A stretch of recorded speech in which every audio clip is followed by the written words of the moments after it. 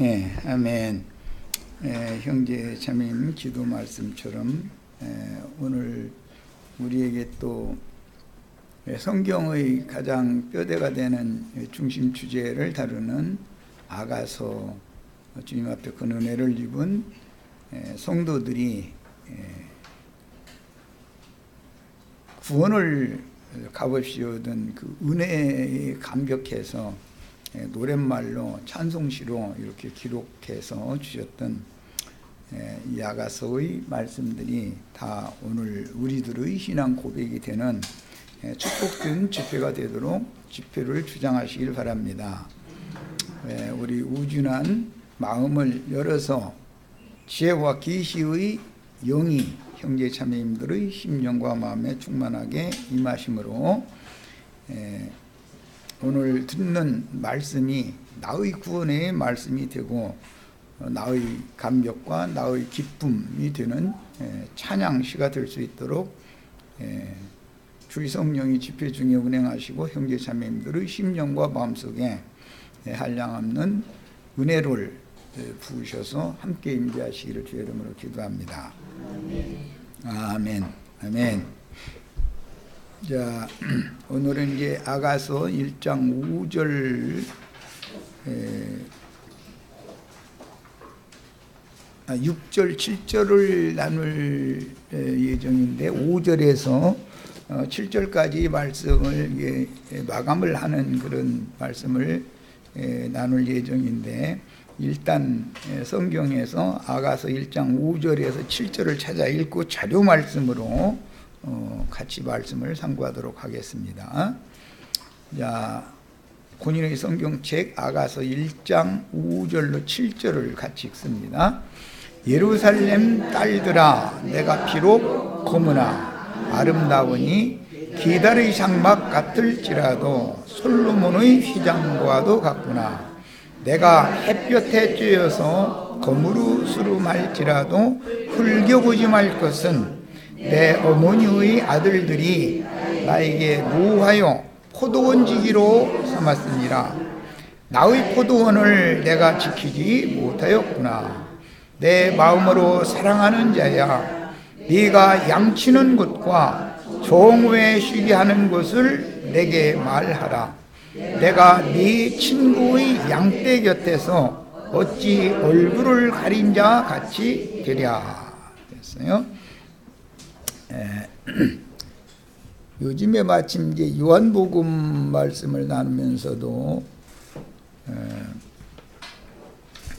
딸만 낳는 여자, 그다음에 아들 낳는 여자에 관한 말씀을 우연찮게 이렇게 하게 됐는데, 사실은 이게 이제 성경에 반복해서 나오는 내용이기 때문에 오늘 말씀에서도 예루살렘 딸들 이야기가 나왔고, 그다음에 수넴 여자인 솔로몬의 이제 나중에 배필이 되는 왕국의 황후 수넴 여인의 그 신앙 고백이 나왔습니다.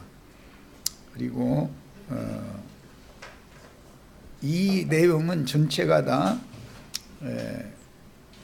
주님의 교회는, 즉 여자는 두 여자가 있는데 어떤 여자를 주님께서 사랑하시고 황후로 삼으실 것인가, 이것을 말하는 것이 성경의 큰 뼈대요 중심 주제요 흐름이다라는 걸 기본적으로 잘 이해를 하셔야 되겠습니다.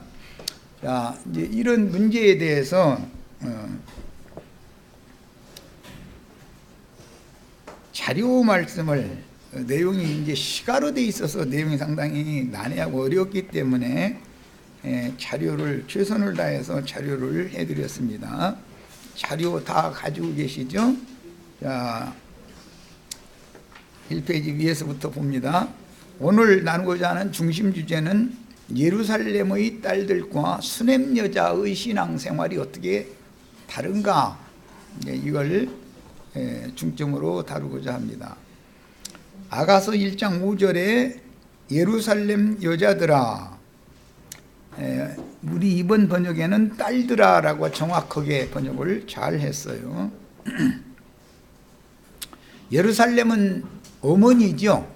그런데 두 예루살렘이 있죠. 지금 있는 예루살렘 율법교회를 대표하는 하갈, 하갈교회가 있고, 위에 있는 예루살렘, 영적인 성도들의 어머니, 그래서 위에 있는 예루살렘이 있고 땅에도 예루살렘이 있는데, 예루살렘이라는 것은 어머니인데 예루살렘의 딸들이라는 말이 나오고 예루살렘의 아들들이라는 말이 나오기 때문에 성경을 잘 살펴서 읽어야 되는 거예요. 이사야 62장에 보면 예루살렘의 아들들이 예루살렘의 딸들과 혼인을 하는 것이 메시아께서 자기 사랑하는 자들과 혼인하는 것이죠. 실제로는. 그러니까 우리는 모두가 다 예루살렘의 아들들이 되셔서 메시아가 장가든다라고 하는 의미를 형제 자매님들이 실제로 실현을 해야 된단 말이야.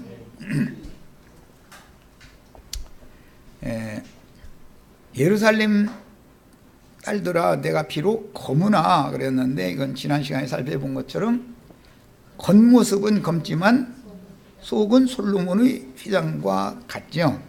이것은 이제 구속받은 사람은 두 생명을 살게 되기 때문에 그렇다, 이미 말씀드렸어요. 자, 아가서 2장 7절에 예루살렘 여자들아 내가 노루와 들사슴으로 라고만 했는데 거기다 들사슴이 되어 또는 들사슴으로서 이렇게 서자를 이렇게 적어 넣습니다. 술람미 여자는 노루와 들사슴의 입장으로 지금 왕과 사랑을 나누고 있는 관계예요. 이제 시적인 표현이에요. 그런데 예루살렘 여자들에게 부탁하는 내용이 반복해서 나옵니다. 예루살렘 여자들아 내가 노루와 들사슴으로써 너희에게 부탁한다. 내 사랑이 원하기 전에는 흔들지 말고 깨우지 말지니라 그랬어요. 이제 이런 건 시각이 때문에 해석을 필요로 합니다. 들루루나 들사슴이나 이런 짐승들은 힘세고 포악한 짐승에 의해서 항상 먹힐 우려가 있기 때문에 풀을 먹어도 평안하게 못 먹죠. 항상 두리번거려야 되고 불안한 거예요. 이런 것 보고 이제 신약에서는 우리 형제 자매님들은 늘 깨어 있어라 이제 이렇게 표현을 하는데 깨어 있는 성도들의 심령 상태를 이렇게 시가로 표현을 한 거다 그런 말이에요. 그래서 항상 주변을 살피며 긴장하여 경계하며 불안해하는 연약한 들로루와 들사슴 같은 시골 처녀, 굉장히 수줍고 순진한 처녀를 지금 시적으로 표현했다는 걸 알 수가 있죠. 우리 김희분 자매님도 연세가 많이 드셨지만 심령은 이런 심령이어야 된단 말이에요. 저희 성령은 이런 심령과 혼인을 하고 이런 심령을 기뻐하신다, 사랑하신다 그 말이죠. 세상 말로 여자가 되바라졌으면 남자가 얼굴 아무리 이뻐도 사실은 사랑해서 결혼하려고 사랑하지는 않죠. 그냥 지나가는 그런 사랑을 할 수는 있을지 모르지만, 내가 하는 말을 좀 표현이 좀 거친 것 같지만 이해를 시키려고 그러니까 막 화장품도 막 진하게 바르고 이상한 막 향수 냄새 막 저 멀리까지 풍산하고 이러면은 청년들이 사랑할 것 같지만 사실은 사랑하지는 않죠. 그냥 좋아하는 체 하지만 사실은 진실로 사랑하는 건 아니거든요. 결혼하려고 그 여자 사랑하는 건 아니잖아요. 그 남자들의 속내를 내비쳐서 좀 죄송한데 예수님도 그렇다 이거예요. 나를 사랑하는 왕과 함께 평안히 행복한 시간을 좀 더 누리도록 방해하지 말아달라라고 지금 부탁하는 내용이에요. 그러니까 술람미 여자는 수줍은 처녀고 시골 처녀이기 때문에 대도시 그 나라를 다스리는 왕을 사랑한다고 보면 올라가지 못할 나무를 지금 바라보고 있는 처지인데, 그런데 왕이 난 너를 사랑해 그러는데 가만히 그 말씀을 입맞춤 얘기는 지난 시간에 했으니까 그 말씀을 들어보니까 이거 거짓말이 아니단 말이에요. 잘만 되면은 결혼하게 생겼단 말이야, 이제. 예. 그러니까 예루살렘 딸들은 결혼하려고 사랑하는 여자들은 아니거든, 그게. 그런 말이란 말이야. 그 아가서를 나누려면 할 수 없이 남녀 관계를 비유를 해서 말씀을 했으니까 이런 얘기를 안 할 수가 없어요. 조금 이게 좀 거친 표현, 뭐 점잖지 못한 표현이라고 생각돼도 이렇게 새겨서 들으셔야 될 수 없어. 남녀 관계의 관계를 이렇게 다룬 책이니까. 그 다음에 이제 3장 5절에도 같은 내용이 나왔죠. 예루살렘 여자들아, 내가 노루와 들사슴으로써 너희에게 부탁한다. 그녀가 지금 예루살렘 왕과 입맞춤을 한 다음에는 주님께 자꾸 말려 들어가고 있는 거죠. 지금 빨려 들어가고 있는 거죠. 한번 이렇게 이제 그 사랑의 병이 들면 부모가 말려도 소용없어요, 이제는. 그렇죠?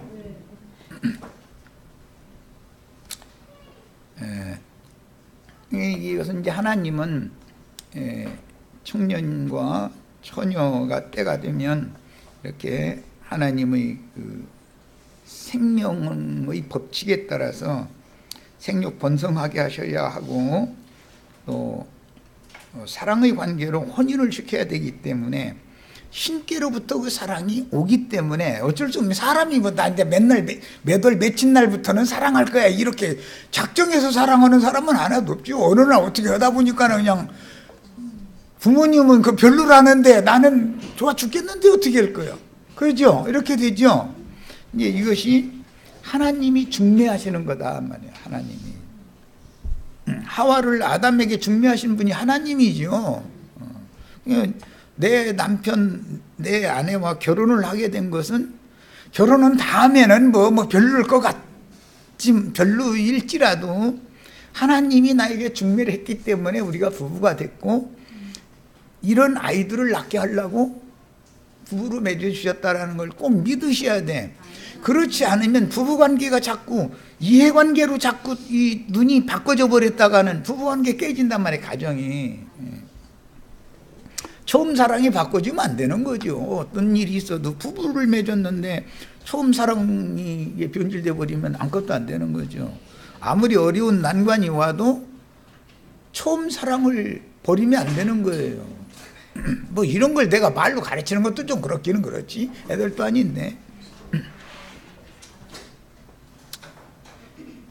항상 어려운 문제가 오면은 돌이킬 때 뭘 생각해야 되냐면 내가 뭐 나 같은 경우는 뭐 장미꽃 갖다 바친 적도 없지만은 이제 대부분 이제 그렇게 하니까 그러면서 결혼해 달라고 이렇게 했을 때 그때 이제 최고조로 사랑했기 때문에 이제 그렇게 한 건데 그때를 생각을 해야 된단 말이에요. 그래야지 지금 당장 뭐 이러냐 저러냐 이러면은 이혼 안 할 사람이 어디가 있어요.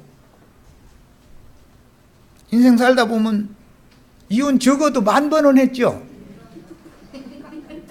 그런데 그냥 뭐 이것저것 뭐 연결된 것들이 많다 보니까 하나님이 딱 함부로 이혼도 못하게 하려고 그냥 이것저것 그냥 얼거나 버려가지고 빠져나가들 못해서 이러고 그냥 살게 만들고 다 하나님의 전능성인 거단 말이에요. 그런 걸 잘 생각하시길 바래요. 자, 5장 8절에도 똑같은 그런 이제 흐름에서 상사병이 났어요. 이제 5장까지 가면 이 술람미 여자가 1장에서 5장까지 가면 그 왕과 입맞춤하고 나서 그 다음부터는 자꾸 좋아지기 시작하더니 이제는 그 사람 안 보면 눈앞에서 왔다 갔다 하고 밥그릇도 그 사람 얼굴로 왔다 갔다 하고 이제 이렇게 되는 거죠. 거기까지 되면은 부모님이 말겨도 소용없는 거예요. 이제는 결혼시켜야 돼. 할 수 없는 거예요. 그래서 이제 5장에 가면은 술람미 여자가 왕에게 완전히 매료돼 가지고 상사병 만나기까지 갔어요. 자, 그리고 이제 5장 16절입니다. 그분의 입은 심히 다니 그랬는데 이제 입이 달다고 한 것은 이제 입맞춤을 한 것을 기억해서 하는 첫사랑 때 하는 말이지만 이것은 그분을 처음 만났을 때 그분의 입으로 나오는 은혜로운 말씀을 들었을 때 너무 단 말씀으로 들었다. 꿀 같은 말씀으로 들었다. 그런 말이죠. 이제 그 전에 그는 너무 세상에서 버림받은 사람, 또는 치는 사람, 그런 사람으로서 사람 대우를 못 받다가, 아니 예루살렘의 왕께서 자기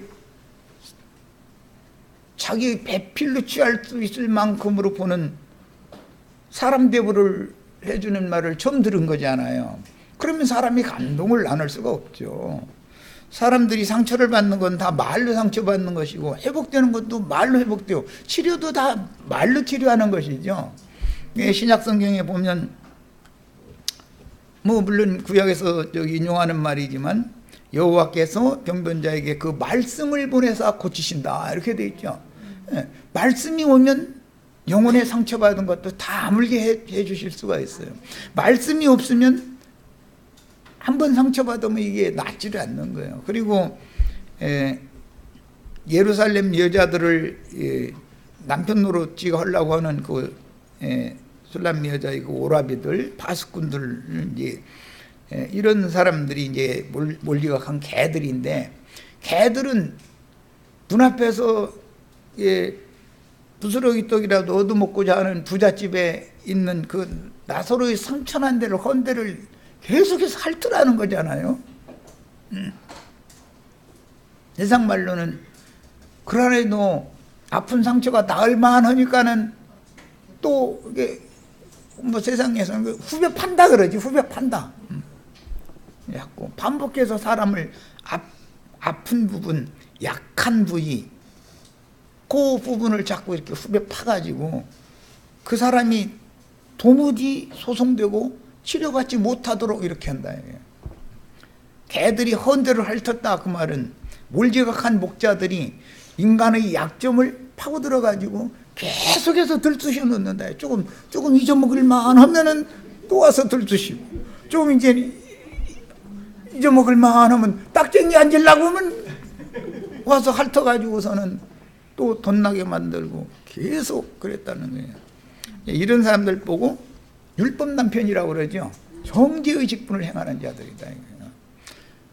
상처가 있으면 약발로 주고 싸매주고 감싸주고 해가지고 빨리 낫게 해야 되잖아요. 그래서 율법 남편과 은혜의 남편, 누가 왕노릇할, 율법이 왕노릇할 거냐 은혜가 왕노릇할 거냐에 따라서 죽느냐 사느냐가 결정되는 거다, 신앙이라는 거는. 그런데도 상처를 많이 안고 있었던 사람이잖아요, 지금 이 수넴 여자는. 그 다음에 처음으로 남의 그 흘리는 눈이나 비방하는 말이나 함부로 대하는 이런 것들을 늘 당하면서 살고 밟히면서 살던 사람이라고 해서 속은 없는 건 아니죠. 말은 못해서 그렇지, 상황이 자기가 대들 만한 상황이 안 되니까, 형편이 안 되니까 말을 못해서 그러지 속은 다 있는 거 아니에요. 그걸 계속 누적시키던 불쌍한 여자잖아요. 그런데 그녀를 기쁘게 하는 말을, 은혜스러운 말씀을 증거를 해줬었던 거잖아요. 그게 처음 만났을 때 입맞춤이단 말이야. 룻기에 보면은 보아스가 룻을 처음 만나가지고 그 아픈 상처를 이렇게 감싸주는 말을 해서 위로하는 말을 해줬잖아요. 그러니까는 룻이 보아스를 즉시 딱 사랑하게 되잖아요. 그건 사람의 심령은 다 똑같은 거예요. 너나 나나 할 거 없이. 자, 그 다음에 8장 4절에도 동일한 내용이 나왔습니다. 이제 누가복음 23장 27절로 31절 인용구를 읽어나갑니다. 또 백성과 그를 위하여라는 것은 십자가를 지고 흉장으로 끌려가는 예수를 따라오면서 가슴을 치며 슬피 우는 여자 얘기가 나왔어요. 이 여자는 예루살렘의 딸들이에요. 큰 무리가 따라오는지라. 예수께서 돌이켜 그들을 향하여 가라사대 예루살렘의 딸들아 그랬죠. 아가서에서 지금 오늘 1장 5절 첫 시작 말씀이 예루살렘의 딸들아 하죠. 예루살렘이 아들을 낳아야지, 아들을 낳으면은 7일간 경도하는 부정과 같은 부정을 33일간 정결케 되면 단번에 40일 딱 지나면 거룩한 이의 성전에 나가서 하나님 얼굴을 볼 수 있게 되잖아요. 그런데 딸을 낳는 경우는 이걸 반복해야 된단 말이에요. 딸 만나면은. 예. 그래서 나는 이제 우리 지체들 보고 기도할 때 이 사랑하는 딸을 용서해달라고 사랑해달라고 이렇게 절대 하지 말라고 내가. 나는 딸 낳기 싫으니까 말이에요. 하는 소리인 거예요, 그게. 성경대로 하는 거예요, 성경대로. 그럼 딸밖에 못 낳는 우리 가정은 뭐냐고, 저기, 이제 우리 딸 하나밖에, 외동딸밖에 없는데, 아, 그런데 성경에는 외동딸이 수냄 여자야 또. 그러니까 그것도 걱정한 것도 좋다, 그러게. 왕의 외동딸인데, 그 외동딸을 솔로몬 왕과 결혼하는 그런 것도 있어요. 그러니까 이건 세상적인 것은 하나의 표상일 뿐인 거니까, 영적 표현들이니까 잘 이해감사 들으셔야 돼요. 예루살렘의 딸들아 나를 위하여 울지 말고 너희와 너희 자녀를 위하여 울라. 그건 예루살렘의 딸들은 반드시 통곡하면서 울 날이 올 거다라는 예언이죠. 예루살렘 교회를 이제 상징하는데 이것은 갈라디아 5장에서는 하갈 교회, 율법 교회죠. 지금 있는 예루살렘이에요. 거기서는 딸들만 낳다. 구약 성경에 보면 슬루브앗이라고 하는 사람의 딸밖에 못 낳죠. 그래서 그 딸들을 시집 보내려면 같은 지파 남자에게 시집을 보내서 거기에서 맨 큰 딸이 같은 지파의 누구에게 시집을 가가지고 첫 아들을 낳으면 슬루브앗의 아들로 입적을 하는 거예요. 이것이 접붙이는 구속사단 말인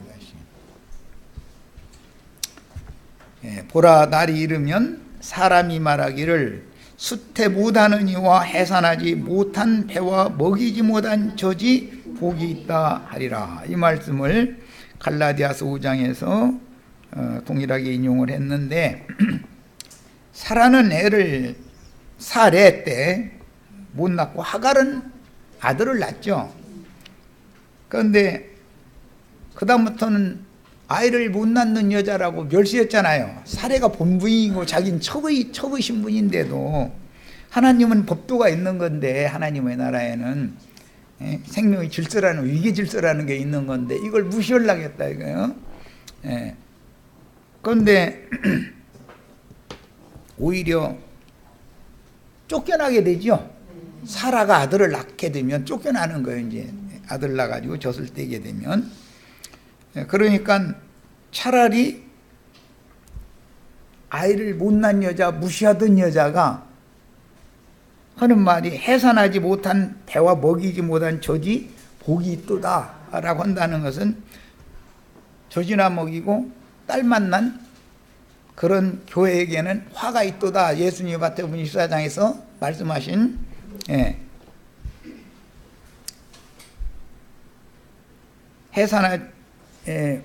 아들을 해산하지 못하고 딸만 낳아가지고 젖만 먹이는 어린아이 신자들만 양육하는 그런 목자나 그런 교회는 반드시 화가 있다는 거예요. 왜?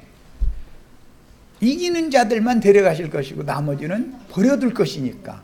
두 여자가 있는데 한 여자는 데려감을 당하고 한 여자는 버려둠을 당하죠. 그래서 이제 비유적인 표현들인 거예요. 자, 그때 사람이 산들을 대하여 그랬는데 성경에서 산이라는 말은 교회들을 상징하는 말이지만 하나님과 만나는 저수지요. 산들은 높은 산은. 돼지떼가 신약에 보면 마태복음 8장이나 마가복음 5장 누가복음 8장 이런 데 보면 돼지떼가 산에서 먹고 있었다고 그랬죠. 2,000마리쯤 되는 돼지떼들이 산에서 다 먹는다. 그 돼지떼들 속에 군대 귀신 들어갔다고 그랬죠. 오늘 또 딸만 나가지고 계속 전만 먹이는 사역을 하는 그런 음료 교회에는 돼지떼들이 모여가지고 지금 쥐엄나무 열매 먹느라고 난리들이죠. 우리는 생명나무 열매와 생수를 먹고 마셔야 되겠어요. 예, 거룩한 산에 똑같은 산이라도 음료가 앉아있는 산도 있고 하늘이 쉬운 산도 있단 말이야. 우리는 하늘이 쉬운 산에 있는 이른 성도들의 즉 후사 장자들을 낳는 아들을 낳는 교회 생활을 추구를 해야 된단 말이에요. 이게 얼마나 중요한 말을 지금 내가 하는지 몰라요. 예, 그런데 이제 그 탄식을 할 때 그때라는 것은 이제 이 음력교회가 벌거벗김 당해가지고 불로 아주 사름을 이제 당하는 그 심판날이 이르면 어떻게 하냐면은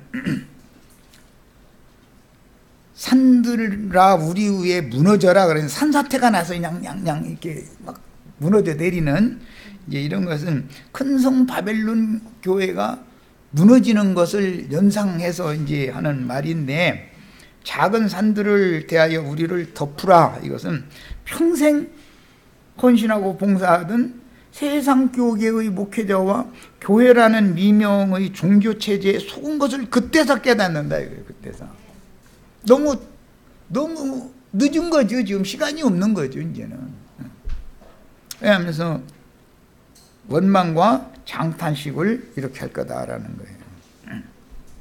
그 다음에 푸른 나무에도 이같이 하거든. 이것은 예수님은 산 나무죠. 그런데 마른 나무에는 죽은 막대기. 이것은 딸만 낳은 이스라엘 또는 딸만 낳은 예루살렘은 죽은 나무다. 죽은 나무.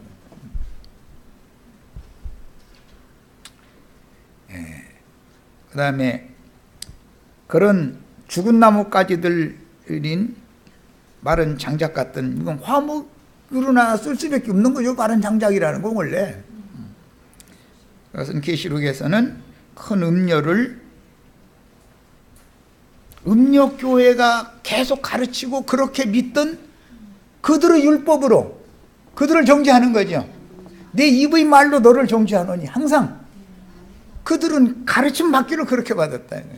이 교회 생활을 해도 항상 정죄의 영이 흘러간다. 말씀 선포 자체가 누가 어땠다더라, 누구는 뭐 했다더라, 자기는 뭐였는데 항상 남을 이렇게 서건서건서건하고 뭐 오늘 말씀은 흘겨보지 말아라 그랬는데 흘기는 눈이라는 것이 뭐겠어요? 멸시하는 눈이고 깔보는 눈이고 함부로 이렇게 판단하고 한다 이 말이잖아요. 그 사람이 그 많은 소리를 들을 만한 약점이 있으니까 물론 그러겠지만 주님 앞에서는 남을 함부로 흘겨보고 함부로 남을 판단하던 그 판단이 자기의 판단이 될 거다라는 걸 너무 모르고 있는 거다 이게. 교회 생활을 어떻게 해야 될까를 꼭 이런 말씀을 통해서 하나님이 정말로 사랑하시는 여자 교회라는 것은 어떠한 교회인가를 잘 깨달으셔야 돼. 우리는 항상 입조심하셔야 돼. 어떤 지체의 어떤 아픈 과거사의 비밀을 설사 알고 있을지라도 우연찮게 알았을지라도 절대 그걸 발설하면 안 된단 말이야. 나는 그보다 사실 더했어. 상황이 나는 그런 짓을 할 상황이 아니었지. 그것은 내가 뭐 힘이 있어서 그런 게 아니라 주님께서 나를 그런 시험에 들게 하지 않았기 때문에 그것도 참 큰 은혜죠. 그렇다고 해가지고 내가 재판장이 아니고 내가 심판자가 아닌데 함부로 어떤 약점을 가지고 아픈 과거를 가지고 있는 사람의 그걸 까발려 가지고 광고하고 함부로 대하고 그래서 되겠냐 이 말이야. 그건 은혜를 모르는 사람이죠. 하나님 올 때는 그게 똑같이 은혜를 베풀어 주셨는데 자기는 50디나리온 빚밖에 없고 동네 한 여자는 500디나리온 빚이 있으니까 저 여자는 나만 못 얻다 생각하거나 사실은 주님 이제 다음 달락에 읽겠지만은 주님이 볼 때는 많은 빚을 탕감받은 여자가 주님을 더 사랑하게 된다는 거예요. 그냥 술람미 여자보다 예루살렘 딸들이 외적으로 볼 때는 잘못이 술람미 여자가 훨씬 더 많은 것이죠. 그렇잖아요. 그러나 죄가 더한 곳에 은혜가 더한다 그 말이에요. 항상 똑같이 다 갚을 능력이 없어. 그러니까 하나님이 메시아는 강제로 너 네 죄빚 갚아라 하는 것은 율법이지만 주님 내가 대신 갚아주겠다. 너는 이 사실을 믿어라. 믿으면 나는 빚이 없는 거잖아 지금. 믿기만 하면 예수님이 빚을 다 대신 갚아주신 것이 복음이니까. 그런데 복음을 믿으려고 하지 않고 인간의 어떤 의로운 행위, 선한 행위 이런 걸 가지고 자기 양심이 우주를 다스리는 절대 기준점이 되어져 가지고 자기 멋대로 함부로 판단한다 이거. 하나님이 판단과는 다르다라는 걸 너무 몰라서 그러는 것이죠. 즉 말하자면 복음을 잘못 가르침 받은 것이죠. 자 이제 아가서 6장 8절로 9절 읽습니다. 왕후가 60이요 비빈이 80이요 시녀가 무수하되 이랬는데 이게 좀 번역이 좀 굉장히 이제 어려워요. 여기 왕후라는 말은 이 멜레크라는 그 왕 지도자의 여성형으로서 이건 여왕이라는 뜻이에요. 그런데 계시록 18장 7절에 보면 많은 물이 앉은 큰 음녀 짐승을 타고 앉아있는 음녀가 자기를 뭐라고 그러냐면 나는 여왕으로 앉은 자요 과부가 아니다. 자기가 여왕이라고 스스로 자긍하고 있는 거예요. 그런데 그런 여자는 주님이 사랑하는 게 아니다 그 말이에요. 왕후들은 많죠. 큰 예배당 얼마나 많아요. 교회라는 게 얼마나 많아요 지금. 그런데 주님이 그런 여자는 사랑하지 않는다. 그 여자는 계시록 17장 2절 3절에 보면 음녀들과 가증한 것들의 어미다 그랬어요. 그는 음녀와 가증한 것들밖에 못 낳는 여자예요. 예루살렘이 딸들이잖아요. 그게 딸들의 애미잖아요. 하나님 예수님은 이런 왕후 빚값은 쪼고고 세상이 다 우러러볼 만한 신분일 거 아니에요. 그러니까 그런데 그런 사람들이 그렇게 60 비빈 80 시녀가 무수하게 그러니까 뭐 기독교 교회는 이런 이 교회라고 하는 것이 수도 없이 많은 거죠. 유명한. 그런데 솔로몬 왕은 나의 비둘기 나의 완전한 자는 완전하다고 말할 때 외모로 보면은 개다리 장막 같은데 그게 뭐 그렇게 완전하겠습니까? 하나님은 사람을 외모로 보는 게 아니라 그가 어떠한 죄인이었는데 어떻게 용서를 받아서 지금 어떤 사람이 되어 있는가 그 속을 중심을 보는 거기 때문에 술람미 여자를 완전한 자라고 해가면서 하나뿐이다 그랬어요. 우리가 다 이런 교회를 세워야 된다. 주님이 사랑을 받는 교회를 세우셔야 돼. 이 교회는 이제 히브리서 12장에서는 하늘의 장자들의 교회라고 그랬고 장자들의 어머니다.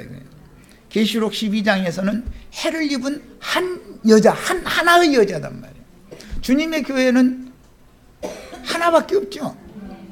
그런데 음녀의 머리, 음녀 교회는 7교회잖아요. 교회가 7이나 되잖아요. 교회들마다 남편이 다 따로 있고.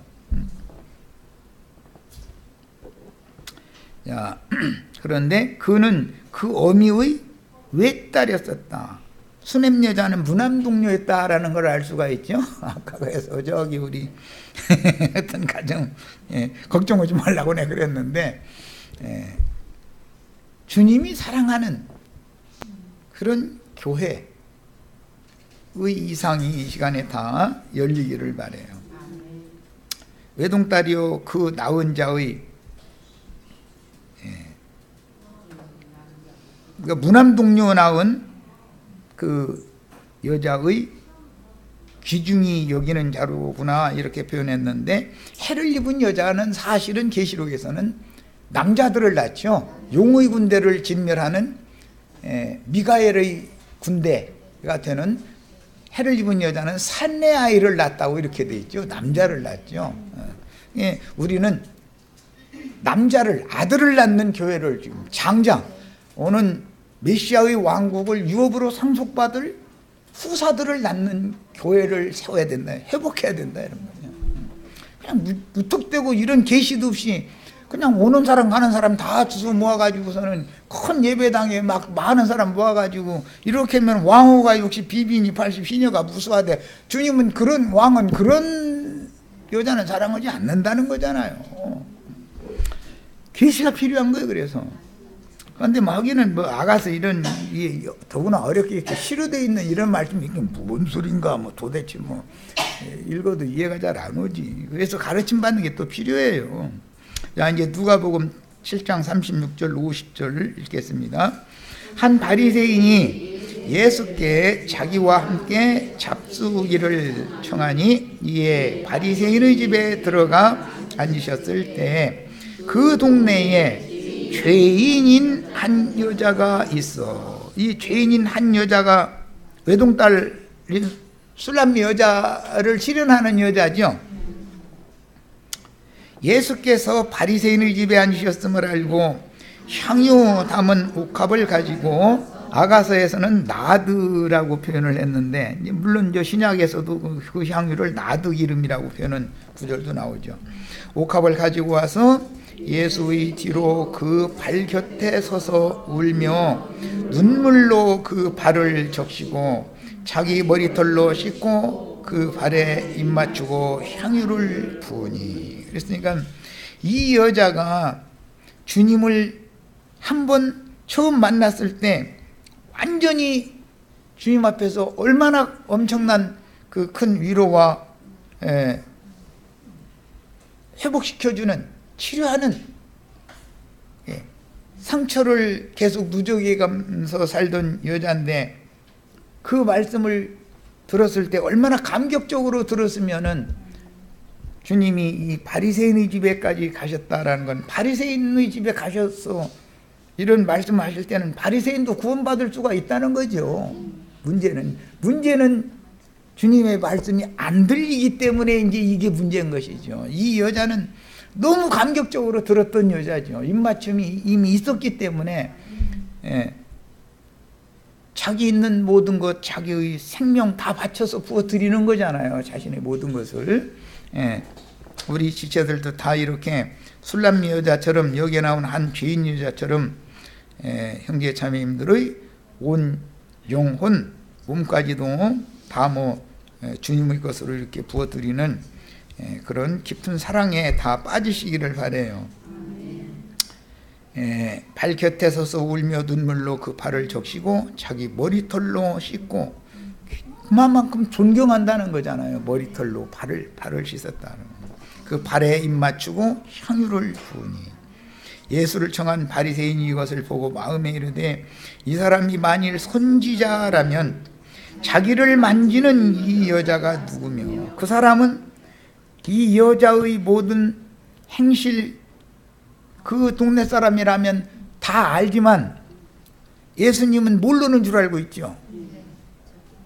하나님이 모르는 것이 있어요? 없어요? 더 잘 알지. 이 여자가 그렇게 동네 사람들한테 구설을 들을 수밖에 없고 멸시당하고 천대당할 수밖에 없는 그런 죄인으로 살도록 허락하신 것도 주님 자신이 그렇게 한 거죠. 주님이 허락하심이 없으면 이런 일이 있어요? 없어요? 왜 그랬겠어요? 얼굴도 반반하고 괜찮은 여자로 놔뒀으면 바리새인들, 율법사, 서기관, 제사장들이 다 지 걸로 다 가져가 버리죠. 그러면 세상에 메시아가 오셔서 자기 안에 취하려고 오시려면 처녀를 준비해 놔둬야 되는데 손 못대게 하려면 어떻게 해야 돼요? 그 사람들 거들떠 보지 않게 만들어 놔야 되지 않냐 이 말이요. 이해되셨죠?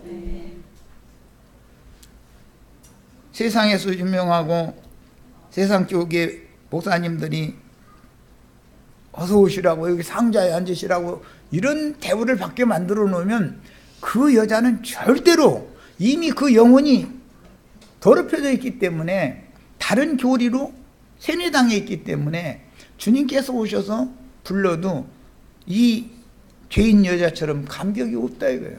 은혜가 없는 거고 무슨 소린지 알아듣도 못하고 자기는 이미 여왕으로 앉은 위치라고 생각하고 있는데 뭐 무시하시어서 복음에 주님 한 번 만나고 나서 이렇게 감동해가지고 자기 모든 것을 다 부어서 헌신할 그럴 필요가 뭐가 있겠어요. 그러니까 우리 지체들은 나를 왜 이런 가정, 이런 아버지, 이런 어머니 통해서 세상에 보내셔가지고 다른 사람들은 다 대학원 석사 박사 다 오고 유학 갔다 왔다고 다 자랑할 거 있는데 나는 겨우 초등학교 나와가지고 뭐 아는 것이 있어야 어디 가서 그 사람 만약에 대학교라도 졸업했으면 교만방자 해가지고 꼴값 떨고 다녔을 사람이죠.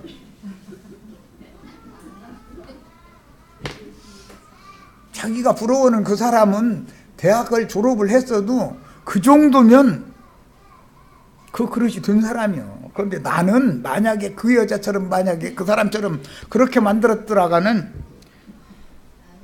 흘겨보기를 몇 배나 더 하겠죠. 까짓 것들이 왜 가면서 또 이렇게 세상 말로 눈 깔아본다고 그러는데 하나님이 조물주인데 나라는 인간이 뭔지 어떤 인간인지를 오연히 잘 알아서 너는 초등학교 만나고 말아 그랬겠어? 할 말 없죠? 그러고 나중에 오셔가지고 사랑해 그러면 이거 참 아가서 읽으려면 이런 그 하나님의 법칙을 알아야 돼. 세리와 창기와 모든 죄인들, 문둥병 환자들, 유틀병 환자들 하나님 앞에 나갈 수 없게 율법에 정해놨었던 건 왜 그러는 거예요? 먼 훗날 메시아가 오셔서 부르시면 그들이나 회개하고 돌이키고 주님 앞에 감격 눈물 흘려가면서 나갈 수 있는 거단 말이야. 이미 예루살렘 성전에 들어가서 자기네들은 하나님을 섬기는 하나님의 백성이고 선민이고 막 해가면서 교만해져 있으면은 예수님이 오셔서 백날 불러도 와요 안 와요? 이해되셨죠? 우리 하나님이 우주를 어떻게 경영하시는 줄 아셔야 돼요. 오늘 우리 김정숙 자매님 정말 수준 맞은 걸로 이제 조금만 더 지나면 이제 나 잘못하면 큰일 날 뻔했다가 인제사나 정신 차렸네 하는 헛날이 반드시 이게 와야 돼. 성경 이야기를 모르면 짐승인 거요. 무지하면 그게 무지지 뭐야. 세상적으로 아무리 지식이 많고 똑똑하고 뭐합니까? 우주의 경영을 다루고 있는 하나님의 마음에만 감춰져 있는 하나님의 비밀의 경륜을 기록해 놓은 게 성경책인 건데 유일한 진리의 글이 성경이잖아요. 성경을 모르면 다 소없는 거예요. 가라사대 빚주는 사람에게 빚진 자가 둘이 있어. 하나는 500디나리온을 줬고 누구예요? 이 여자죠. 죄인 여자죠. 하나는 50디나리온을 줬는데 누구예요? 예수님 초대한 바리새인이죠. 둘 다 갚을 것이 없어. 그런데 바리새인들은 율법 행위를 통해서 자기 죄빚을 갚을 수 있을 거라고 생각하고 있는 거예요 지금. 그런데 그런 일이 있어요 없어요? 율법 행위로 하나님 앞에 의롭다함을 받을 육체가 있어요? 착각하고 있는 거예요. 그래서 둘 다 갚을 것이 없기 때문에 하나님이 둘 다 탕감을 다 해줬다. 예수 그리스도의 구속은 누구만을 위한 구속이 아니죠. 세상 죄를 지고 가는 하나님의 어린 양이지 누구는 이쁘고 누구는 미쁘고 장로교단이 말하는 예정론 그런 게 아니에요. 하나님은 공평하게 햇빛도 비도 필요한 것에 적당량을 공평하게 내리시는 분이 하나님은. 그런데 문제는 받아들이는 땅이 문제지.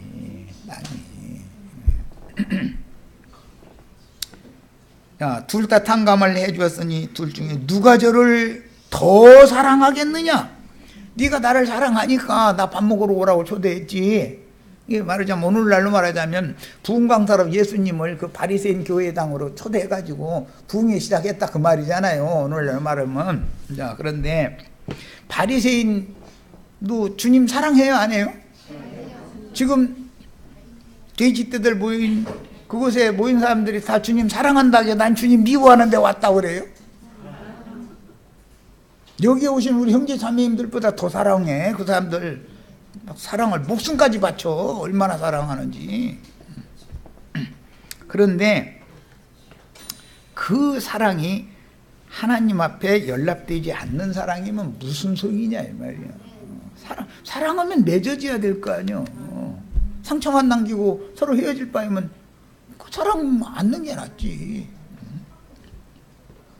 시몬이 대답하여 가로되 제 생각에는 많이 탕감함을 받은 자 아니다. 알기는 잘 알아. 숫자 계산 내가 해도 이것은 알 것 같아.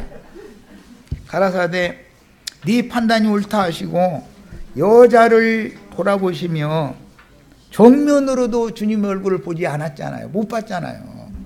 여자는 주님을 얼마나 사랑했고 얼마나 공경하고 이게 그 경외하는 마음이 보이잖아요. 뒤로 와서 시몬에게 이르되 이 여자를 보느냐?